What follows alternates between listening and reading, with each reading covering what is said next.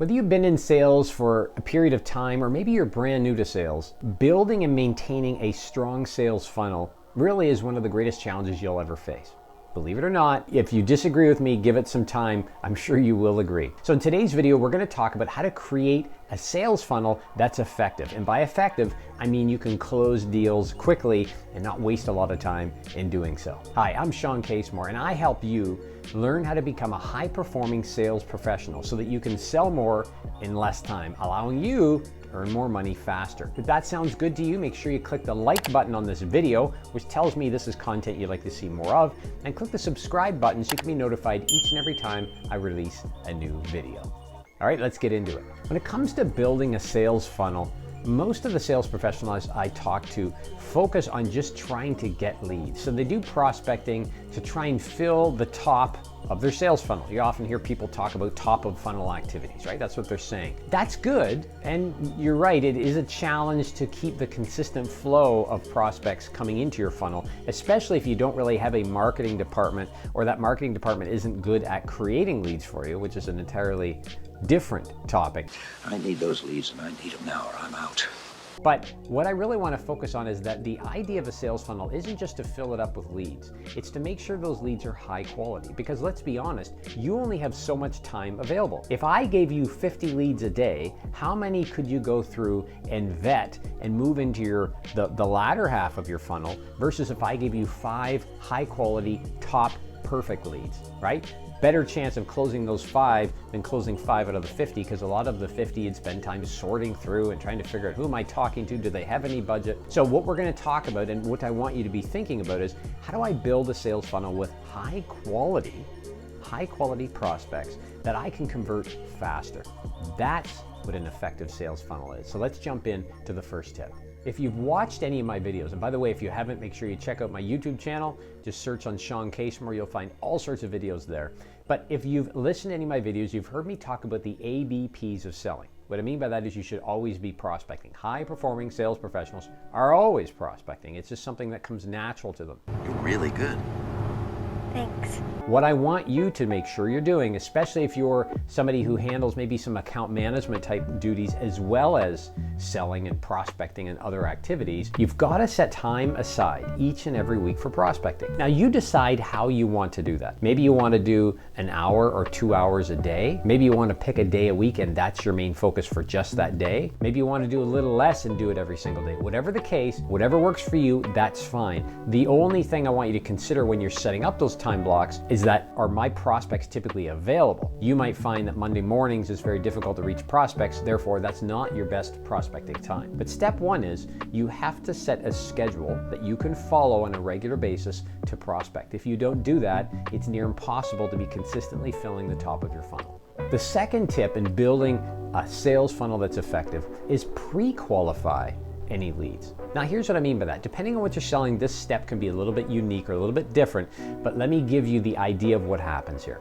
When we get into qualifying leads, oftentimes it's a conversation that we'll have where we're finding out about, does this individual have the authority to buy from us? Is there anybody else involved in the buying decision that may influence them?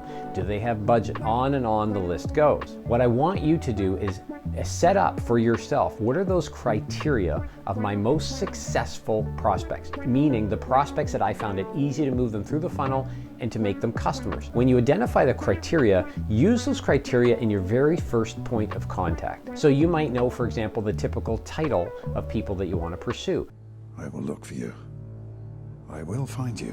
Then if that's the case, if they're always vice presidents, or if they're always chief executive officers, or if they're always research analysts, whatever the group is you're pursuing, that is all you should pursue. And anybody else that comes to you that may have a question, your very first point or question that you raise up in the first conversation, whether it's an email or face-to-face, is we typically work with vice presidents or we typically work with chief executive officers.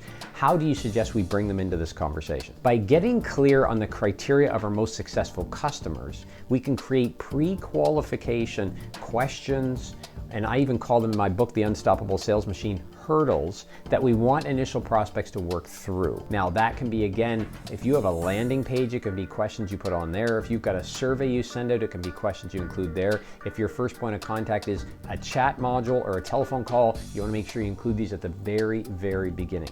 I want you to get hyper-focused on who you're going after as part of the pre-qualification, because that's going to make sure you invest your time wisely and that sales funnel becomes something that is highly effective for you. This third tip is something that will help you ensure that the time you invest, and ultimately in your sales funnel and the sales funnel itself, is effective. That is, you want to systematize what works. I'm always surprised when I connect with sales professionals and I ask them, walk me through your prospecting activities that you use to fill your funnel.